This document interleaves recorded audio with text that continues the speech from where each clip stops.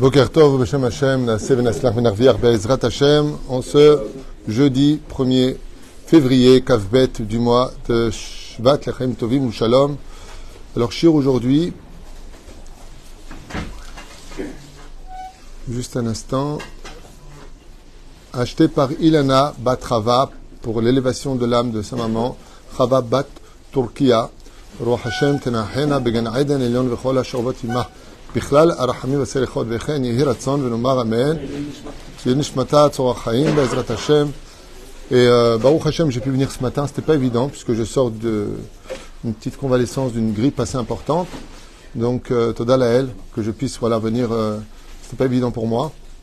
Bezrat Hashem, Yom Houledet Sameach, on a fait un cours pour Yom Houledet que j'aurais dû faire ce matin, mais j'ai préféré le faire hier soir pour être certain de le faire. Oufren Leinu Nishmat, ta grand-mère Bechibat Zari Ruach Hashem Tenachena Began Eden Shimon Raphaël Ben Chaim Salem Ruach Hashem Tenachena Began Eden Chen Gumara Bat Diamanti Ruach Hashem Tenachena Began Eden Maurice Moshe Ben Simon Ruach Hashem Tenachena Began Eden וכל מתי ישראל כל החטופים יחזרו בריאים ושלמים לביתם לשמור על חיילינו ואותנו מכל צער ומצוקה ומכל נגע מחלה ויברך את השם הטוב אילנה Bat Chava, Toda Rabba d'avoir acheté ce shiur. On commence tout de suite avec un mahamar sur la paracha de Yitro, Be'ezrat Hashem, duquel nous allons poser une question et un peu débattre, parce que cette question-là est toujours et à chaque génération d'actualité, puisque dans les fameux sujets merkazi, sujet principal de cette paracha, nous avons les 10 commandements. Alors tout le monde connaît les 10 commandements, c'est une mitzvah de les savoir, on les a 2 fois ici dans la paracha de Vaïtranan. Un pour le jour et un pour la nuit. Donc dans le parachat de Yitro, c'est les commandements du jour. Et dans le parachat de Vaïtranan, c'est les commandements de la nuit. Et ces 10 commandements sont vraiment la base, comme on l'a déjà expliqué à maintes reprises, des 613 mitzvot. Ça veut dire que quand on lit les 10 commandements, on peut retrouver à travers chacun de ces commandements les autres commandements de la Torah. Vedaber Elohim et kol adevarim ha'ele lemor. Première question, ici, Vaïdaber Elohim. Vous savez qu'il est marqué ici, non pas Elohai ou Eloha, mais Elohim. C'est-à-dire que quand on dit le nom de Dieu en hébreu, il se prononce au pluriel, ce qui peut prêter vraiment à confusion. On ne dit pas un Dieu, on ne dit pas des dieux. Et pourtant, le nom de Dieu se dit au pluriel, Elohim. Et le singulier de Elohim, c'est Eloka. Azlama Dafka, ce qu'on va étudier ensemble, Nikraim, Elohim. Tout simplement pour apprendre que le nom d'Hachem n'est pas relié qu'à un seul nom. Le Créateur du monde a plusieurs noms, et ces noms qui vont le définir sont des attributs divins. Pour nous enseigner que quand on s'adresse, par exemple, au Dieu de miséricorde qui nous permet de manger dans ce monde, peut-être qu'on mérite pas. Qu'est-ce qu'on dit? Baruch Ata Hashem, Shem Havaya. On dit le Yud Kevavke. Quand Akadosh Baruch Hu se dévoile au Har Sinaï, il dit pas Hashem Elokecha. Il dit Anochi Hashem Elokecha. C'est le nom de Anochi qui intervient ici, puisque le Shara Merkava qui se présente, même s'il y en a qui disent que ce nom de Anochi est un nom de Dieu, mais égyptien et non pas hébreu. Ok? Mais les lettres du mot Anochi correspondent aux 4 figurines du char divin. Aleph, c'est Arié. Nachon? Nun, c'est Necher. Ensuite, qu'est-ce qu'on a? Anochi. Kaf, Karouf, c'est le Shor, c'est-à-dire le taureau. Et Yud, c'est Yaakov. Donc on voit ici que les 4 figurines qui apparaissent dans le char divin quand Dieu se dévoile sont composées des lettres du mot Anochi. Donc Al-Pisod, on voit ici que Akadosh Baruch Hu Bémet s'est dévoilé dans Shara Merkava aux yeux des enfants d'Israël, comme c'est marqué à la fin de la paracha de Yitro. Vedaber, donc, Anochi Adonai Elohecha Asher Hotzeticha Me'eretz Mitzrayim.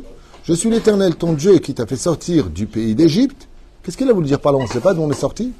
Est-ce que quelqu'un pense qu'on est sorti de Hollande ici? De Suisse, de Belgique, des États-Unis? C'est évident qu'on est sorti du pays d'Égypte. Akadosh Baruch Hu vient nous rappeler que nous avons travaillé en Égypte comme des esclaves, comme c'est marqué, Mi bet abadim. Hey, vous avez été esclaves là-bas, vous avez travaillé sans prendre de salaire. Et moi, je vous donne le mérite de travailler pour moi en prenant un salaire éternel, comme on l'avait expliqué il n'y a pas tellement longtemps. Et là, d'un coup, on a une phrase dans ce premier commandement sur lequel j'aimerais un petit peu créer ce shiur. Lo yelecha Elohim acherim al panai לא תעשה לך פסל וכל תמונה, אשר בשמיים ממעל, ואשר בארץ מתחת, ואשר במים מתחת לארץ. לא תשתחווה להם ולא תעבדם, כי אנוכי אדוני אלוהיך אלקנה, פוקד אבן על בנים. Oh, j'ai pas compris. J'ai pas compris. Si tu me dis, je suis l'Éternel, ton Dieu, pourquoi tu as besoin de me dire, tu n'auras pas d'autre Dieu que moi? Ni des dieux qui viennent du ciel, ni de la terre, ni de la mer, ni de l'espace. Un homme est vine. C'est comme si je te dis, un père dit à son fils, je suis ton père. Est-ce qu'on va penser qu'il a un autre père? Alors pourquoi Akadosh Baruch Hu, d'après vous, dans ses premiers commandements, il dit quelque chose qui n'a pas lieu d'être dit? D'abord, il nous rappelle qu'on est sorti du pays d'Égypte, Todarabah. On est au courant, on a vu le film. Deuxième chose, pourquoi est-ce qu'il nous dit « Je suis l'Éternel, votre Dieu » Ça, je le comprends à la limite. Mais là où je ne comprends plus rien, c'est quand il nous dit « Et vous n'aurez pas d'autre Dieu ». Ici, il y a deux problèmes. Deux problèmes qui peuvent mener l'humanité à se tromper. C'est que Dieu lui-même appelle des divinités d'autres dieux. Ben pourquoi je les appelle comme ça? Et vous n'aurez pas de ch'touillotte à ma place. Appelle ça des bêtises. Et le pire, c'est qu'il vient te définir de quel Dieu il te parle. Vous ne ferez pas de statues, de représentations dans vos temples, vous ne ferez pas ceci, et vous ne ferez pas cela, on est bien d'accord. Le pire de l'histoire, c'est que ce même Dieu qui nous demande dans ce commandement de ne pas faire de statues, est celui qui, dans la paracha de Teruma, va demander de faire 2 statues pour le représenter. Et là, tu dis, je ne comprends plus rien. Si tu me dis, il ne fait pas de statue, là, il fera Pessel. Alors pourquoi tu me fais un Pessel? Comment Dieu se dévoile dans l'endroit le plus saint des saints? Avec les chérubins. Vous avez la caporette, c'est-à-dire le couvercle, et là-bas, vous avez 2 chérubins, 2 anges. Et c'est par ces 2 anges-là que le Créateur du monde communiquait ses commandements, sa volonté de pardonner ou de ne pas pardonner. Aussi bien de façon physique que métaphysique. Comme le dit la Gemara, si les anges étaient l'un face à face, c'est que Dieu était en paix avec ses enfants, et s'il se retournait dos à dos, c'est qu'il était un peu fâché avec ses enfants. On peut être fâché, mais on ne peut pas divorcer chez Dieu. Ouais, c'est ça qui est bien avec lui. On a le droit de se fâcher un petit peu, mais pas au point de. Mais la reine, qui est au misé, qu'est-ce que Akadosh Baruch Hu est en train de nous transmettre dans ces commandements si ambigus, qui est le premier des commandements que tout le monde peut connaître, mais qu'on doit comprendre. Pourquoi est-ce que tu appelles toi-même Dieu, les autres, d'autres dieux? La réponse, elle se trouve dans la question elle-même en réalité. Akadosh Baruch Hu descend nous parler un langage, comme le dit le Rambam, qu'on puisse comprendre. Que l'on puisse comprendre. Par exemple, prenons l'argent. La Gemara elle-même nous dit « Ani chashuv kemet ». Un pauvre qui n'a vraiment plus du tout de moyens, qui va dépendre des autres dans tout, chashuv kemet, est considéré comme étant mort. Mashma mikan, que l'argent, mechayet à Adam. Grâce à l'argent, on peut faire plein de choses. Si tu fais de ton travail, si tu fais de ta vie, que les moyens financiers sont ta priorité, tu en as fait un Dieu pour Dieu. Tu en as fait un Dieu pour Dieu. C'est-à-dire que Kadosh Baruch Hu, il se met au centre de plusieurs éléments que lui-même va créer. Une carrière, l'argent, la passion, toutes sortes d'addictions, le jeu, tout simplement. Et tout cela peut devenir le centre de ta vie. Le Créateur du monde, il te dit, fais attention. Tu n'auras pas d'autre Dieu que moi. C'est-à-dire que les adresses que je donne de l'autre côté ne vont pas définir ce que toi tu feras de ta vie. Prenons une des choses les plus connues et la plus virulente, surtout dans notre génération, où il y a un pseudo mal de vivre, il faut le reconnaître chez beaucoup de gens, la colère. Qu'est-ce que nous dit la Gemara sur une femme ou un homme ou un enfant qui se mettrait en colère? Qu'est-ce que la Gemara nous dit? Avodazara. Waouh, attends, temps mort. Avodazara, la personne se met en colère, elle commence à hurler, à incendier. Un homme à femme, il voit une femme, il se transforme en chèvre. Ben, il devient ouf. Ok? Ma'adin shelo. Avodah zara. Faites très attention car en avoda lezulato. Il n'y a pas de travail dans ce monde si ce n'est que de travailler Hachem. Et que tous les éléments que Akadosh Baruch Hu nous donnera dans ce monde ne sont que des serviteurs d'Hachem, pas des dieux. Ce qui fait que si tout tourne autour d'Hachem dans ta vie, Veyu kol ma'asecha leshem shamayim, ça veut dire tout ce que je vais faire, c'est de mettre en l'honneur d'Hachem. Les moyens que j'ai, l'argent que je vais gagner, c'est pour prélever le maaser, pour gâter son épouse, pour évoluer dans la vie, parce que on n'a pas le droit de voler, donc une mitzvah d'apprendre un métier à ses enfants, et ainsi de suite. Mais si ma carrière, par exemple, une femme mariée avec ses enfants, et d'une certaine façon, sa carrière est sa priorité, vient ce verset-là et qui nous dit hey, je suis l'Éternel, ton Dieu, qui t'ai fait sortir du pays d'Égypte. Ça me rappelle un peu la Corée du Nord. C'est pourquoi c'est marqué comme ça. Parce que Pharaon a formaté dans l'esprit de tous les nouveau-nés esclaves en Égypte que tout ce qu'il devait faire, c'était en l'honneur de Pharaon. Il a fait en sorte que dans chaque esprit, un peu comme ping-pong là, en Corée du Nord, non, moi j'aime bien ping-pong, j'aime bien. C'est ma façon tunisienne de l'appeler. Moi, ça me tue quand je vois toute l'humanité plongée sur ce qui se passe dans le conflit israélo-palestinien, et de laisser des milliers de personnes subir des millions de personnes subir une telle agression journalière dans des conditions les plus inhumaines. Je ne sais pas si vous avez déjà vu. C'est la Corée du Nord. Personne se mêle, personne n'en a rien à faire. J'ai jamais vu manifestation pour cela. Jamais. Jamais. Mais je suis bête. Il n'y a pas de juifs là-bas. Bah oui, j'ai été bête. Ou freine, bah oui, quand il n'y a pas de juifs, il n'y a pas d'épices. Donc il n'y a pas de goût. Ça ne ferait pas la une des journaux, quoi. Ou freine. Non, même Chabad, il n'est pas là-bas, non. Il a dit, je veux bien descendre en enfer, mais pas jusque-là. Ou freine. Vous allez voir que Pharaon, je suis l'Éternel, ton Dieu, qui t'ai fait sortir du pays d'Égypte. L'Égypte était imbibée d'Avodah Zara.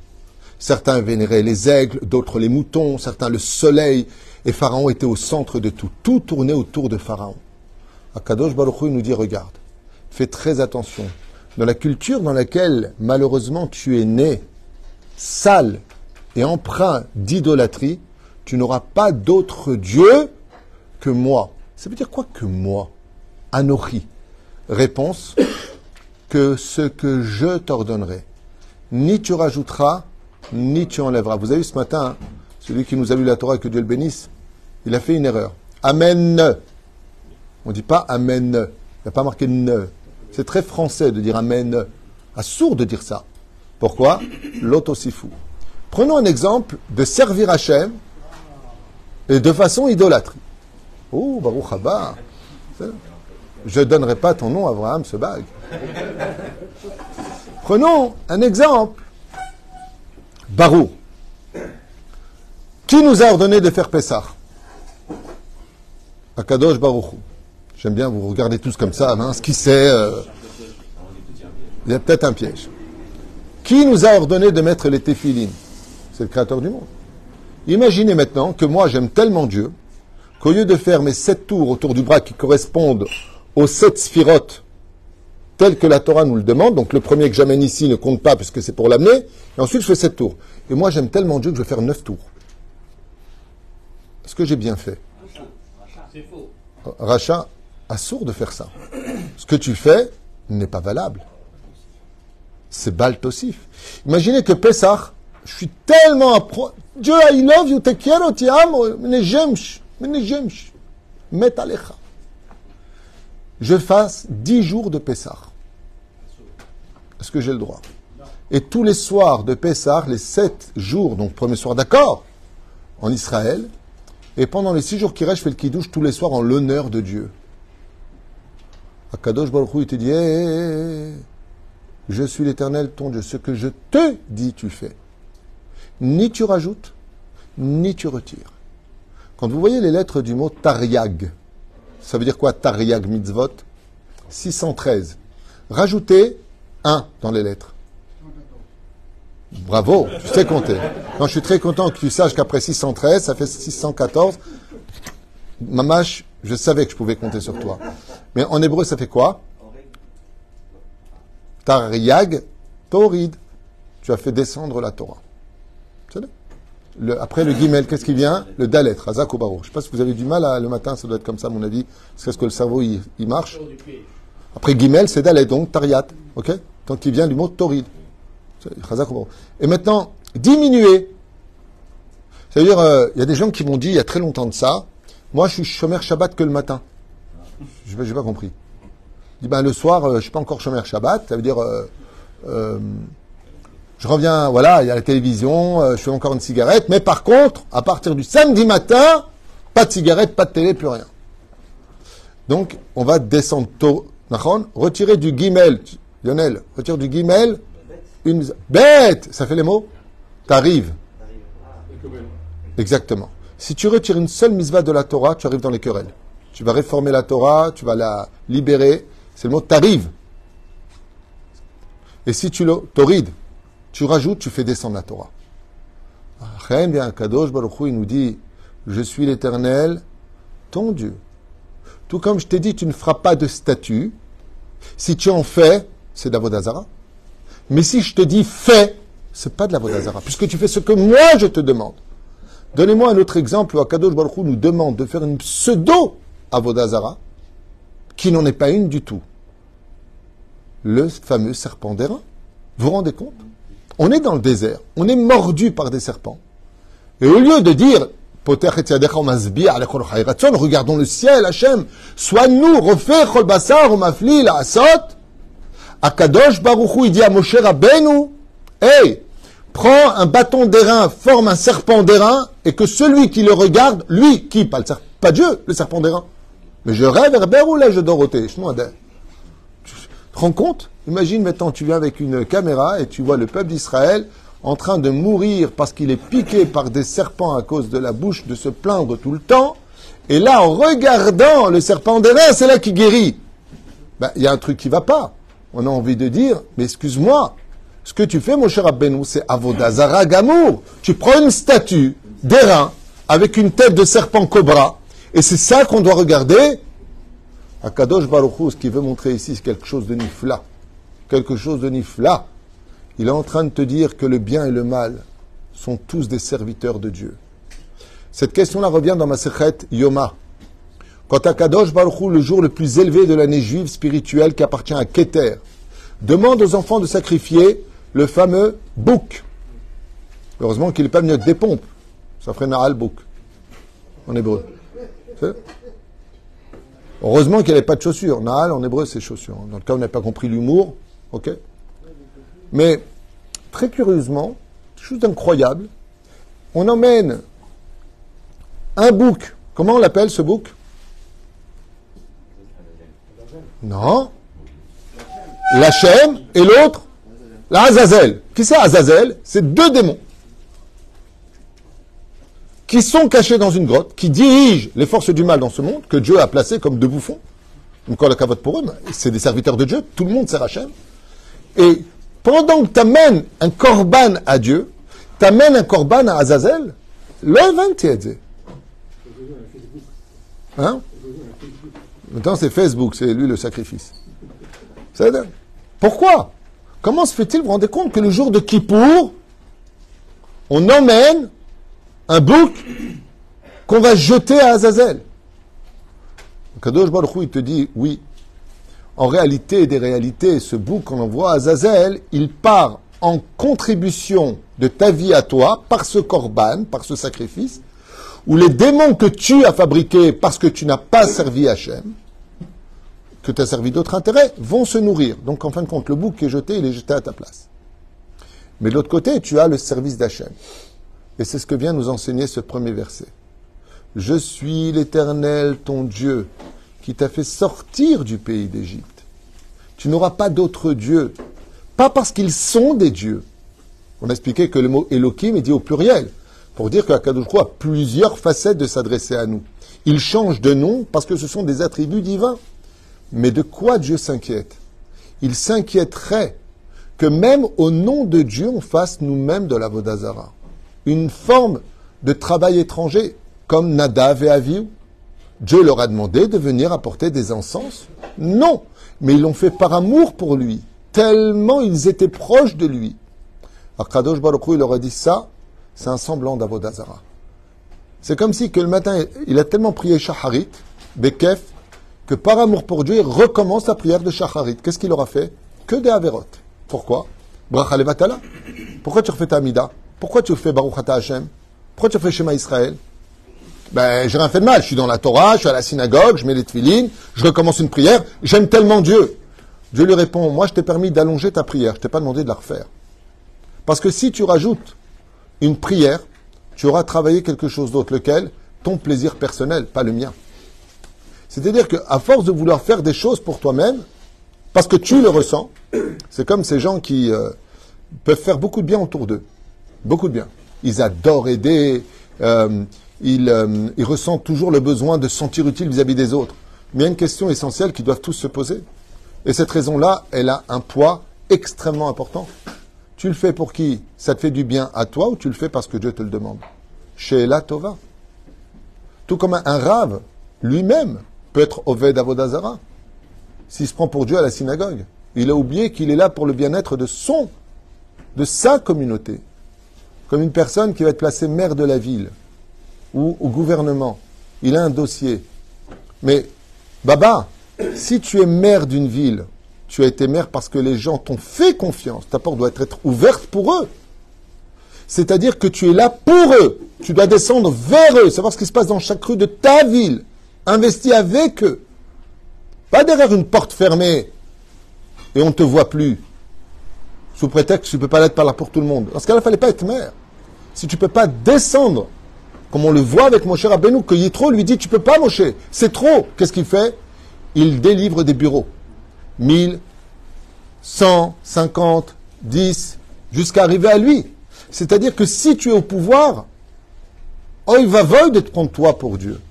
Tu es là pour représenter le bien-ordre, que Dieu soit fier du poste que tu occupes et non pas que tu l'occupes pour que les autres te servent. C'est Bidou Kainyan, je suis l'Éternel, ton Dieu qui t'ai fait sortir du pays d'Égypte. Ce qui fait que si un homme, une personne, ne place pas au centre de sa vie que sa Avodat Hashem, c'est ça son travail, alors il aura absolument tout perdu. Rabbi Moshe Ederi me l'avait dit, je vous l'avais déjà dit dans un shiur, Rabbi Moshe Ederi, il m'a dit, quand une personne part de ce monde, tu sais quelle est la plus grande honte qu'il reçoit dans le monde d'en haut? Pas que Dieu lui met, que lui ressent. C'est que Akadosh Baruch Hu lui dit, regarde, tu n'existais pas et je t'ai créé, je t'ai donné une neshama, je t'ai donné des yeux, une bouche, je t'ai tout donné. Maintenant, moi, je voudrais savoir, avec ce que je t'ai, moi, donné, qu'est-ce que toi, tu m'as donné? Quand est-ce que tu m'as servi?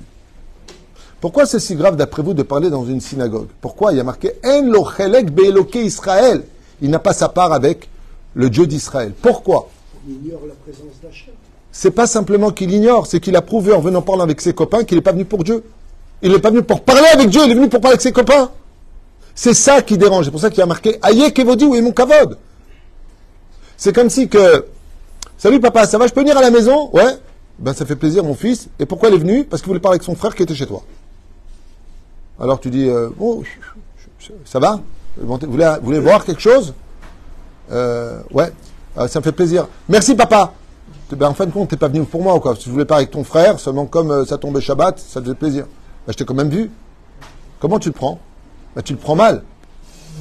Mais par contre, si tu as un fils qui t'appelle et qui te dit papa, j'ai envie de faire Shabbat avec toi parce que j'ai envie d'être avec toi et que pendant ce temps de Shabbat, à table, il te regarde et il te parle et il s'intéresse à toi. Tu as compris qu'il est venu pour toi? C'est là qu'est toute la question. Chaque fois que tu fais quelque chose, comme tous ces gens qui, au nom de Dieu, humilient les uns et les autres, bah, de toute façon, t'es qu'un goy, t'es qu'une goya, regarde comment tu te comportes, t'as pas honte.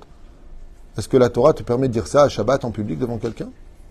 Est-ce que la Torah te permet de vexer quelqu'un? Quand tu te mets en colère, au nom de qui tu te mets en colère? Pose-toi les questions pour qui tu travailles.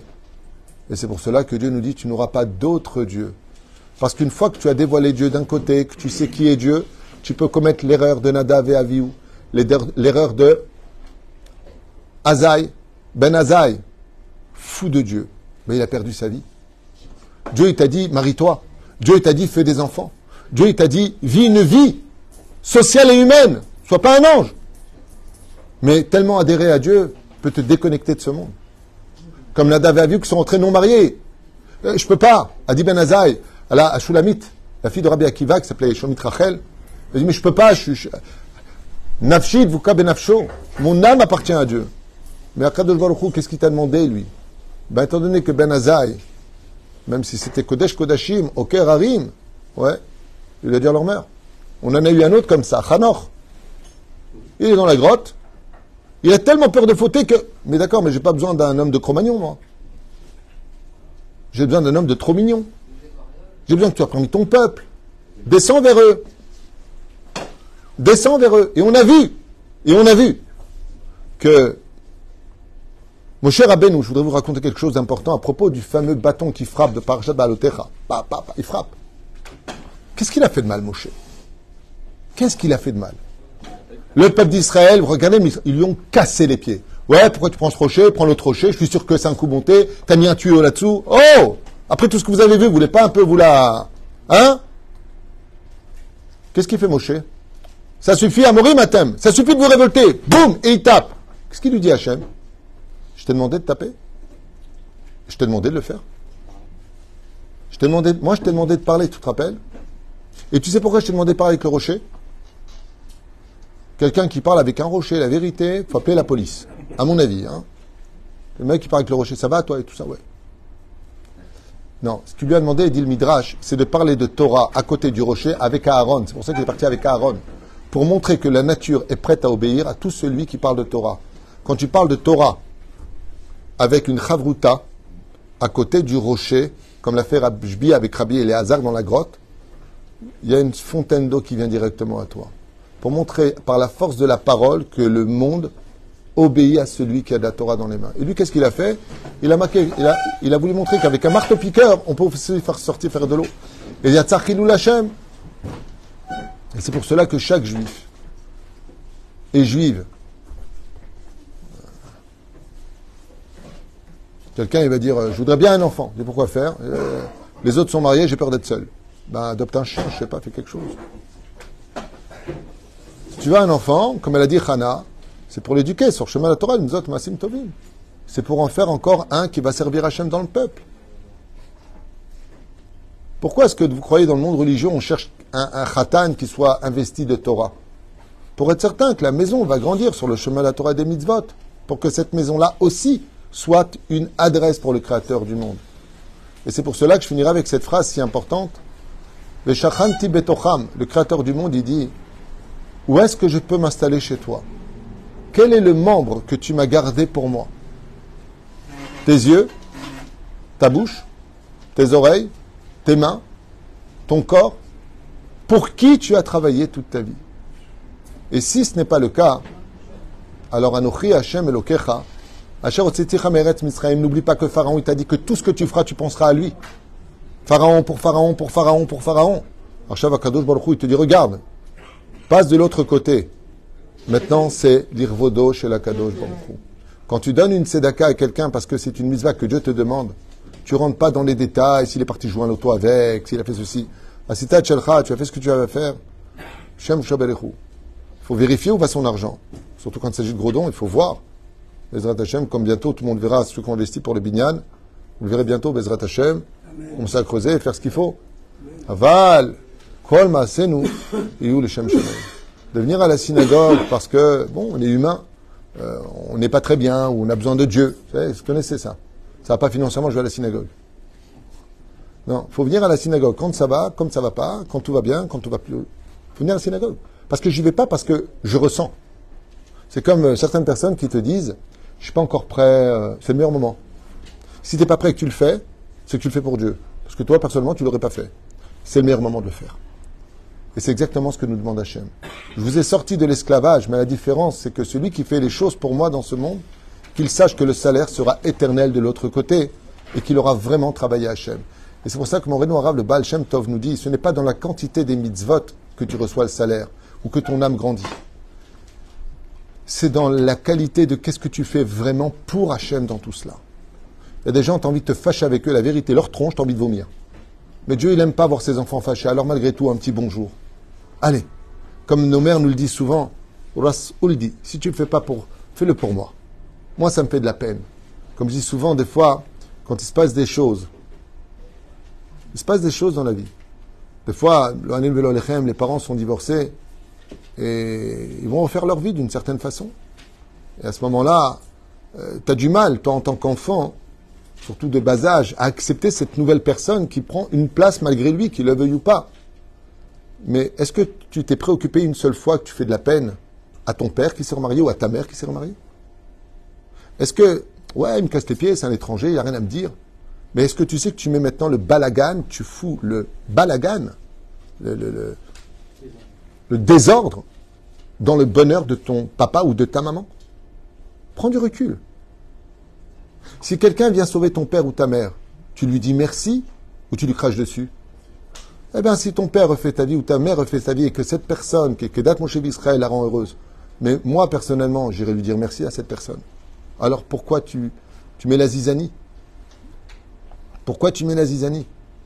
Ben, la réponse est que ça t'énerve, ça m'énerve, je ne supporte pas, je ne tolère pas, Et c'est pour ça que ça commence par je suis. Le je, c'est moi, c'est pas toi. Baruch Adonai, l'olam, amen, amen.